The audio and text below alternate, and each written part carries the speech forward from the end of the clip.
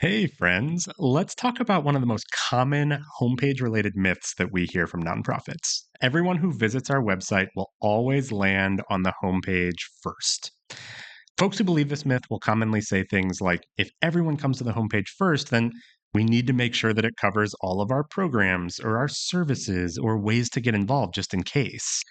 But this is a really slippery slope to clutter because using that logic, your homepage needs to share everything that you do all at once, which can be really overwhelming for your visitors and lead even people who are interested in getting involved to bounce off of your website instead of, engaging with your content, looking at additional pages, and ultimately taking a meaningful action. Then I totally get where this comes from, but for most nonprofits, this just isn't true.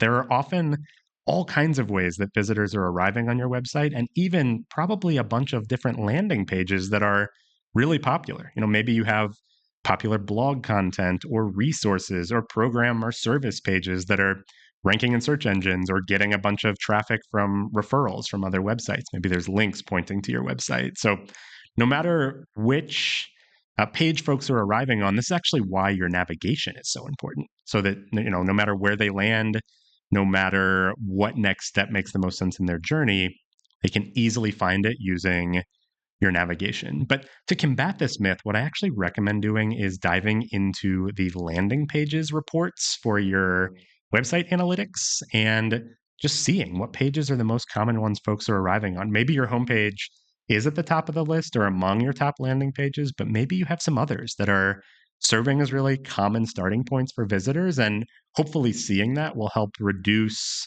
some of the pressure that you feel to make sure your homepage is covering every aspect of what your nonprofit does. And ultimately, if you're not overwhelming your visitors, there's actually a better chance that they will give you some of their attention and ultimately get involved. Uh, we're going to dive deeper into this myth and other homepage myths on our next nonprofit website, Office Hours, which is coming up on November 13th. So, if you want to dive deeper on this and also get a rubric you can use to analyze your own homepage and level it up ahead of end of year giving, I would love to have you on Office Hours. And if you have any questions about your own homepage, feel free to let us know. We're happy to get those answered for you. Thanks.